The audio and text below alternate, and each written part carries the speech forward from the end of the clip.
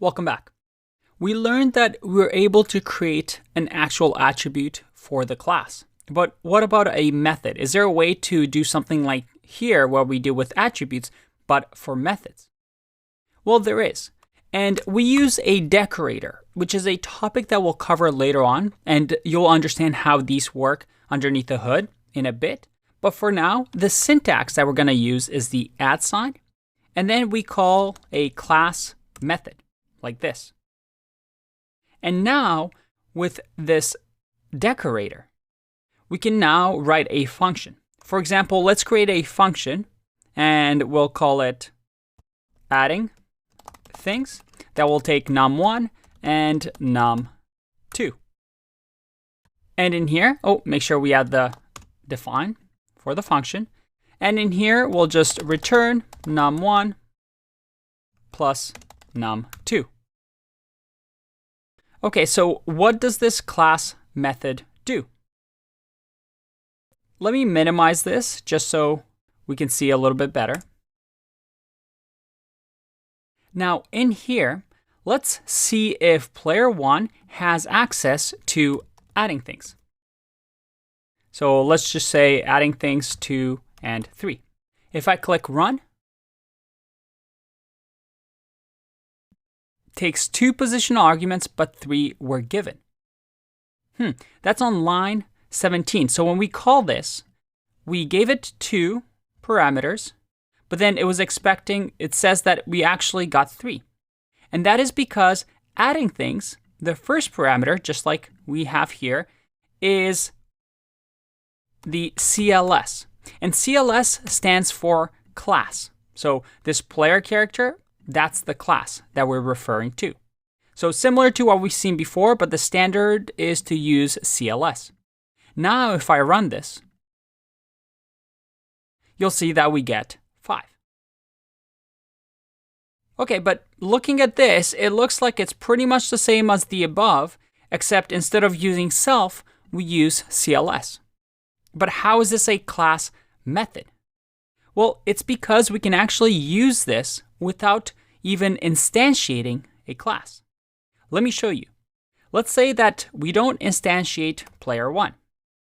And now I just simply call in here player character dot adding things. If I click run, look at that, I get 5. It's a method on the actual class. It's a class method. So you can do some interesting things. And by the way, class methods aren't used as often. So if you're thinking, why do we even need this? Well, I would say 95% of your classes aren't going to use something like a class method, but there are cases where this might be useful. For example, we can use the CLS to actually instantiate an object in here. So for example, I can say that CLS, which is the class, which is the player character, and I'm going to instantiate it, remember, just like we did here with the brackets, with num1 plus num2 as the second parameter, and we'll give it name Teddy. If I hit run here, look at that. I've instantiated an object, Teddy, with the age of what should be 5. So let's take this, make this equal to player 3. And if I do player 3 right here, dot age, and I click run, I get 5. So I have a whole new player here that was created by using this class method. So I was able to create, just like I created a class object attribute, a class method using this @ sign. There's also one other way of doing something like this, which is the static method. And the static method works the exact same way as here, except you do not have access to the CLS or the class. So you can't do something like we did above. Instead, we just perform some sort of method, like adding things to like this.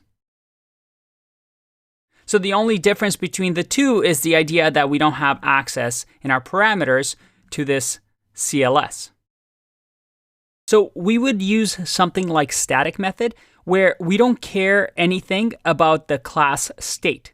A class state is something like these. We don't care about the attributes, really. We use something like a class method when we do care about these attributes and maybe we want to modify them or change them. Now, these class method and static method is something that you won't see very often, but I wanted to show it to you just because you might encounter it through your Python career. Hopefully this wasn't too confusing. In the next video, I want to review what we've just learned up until now.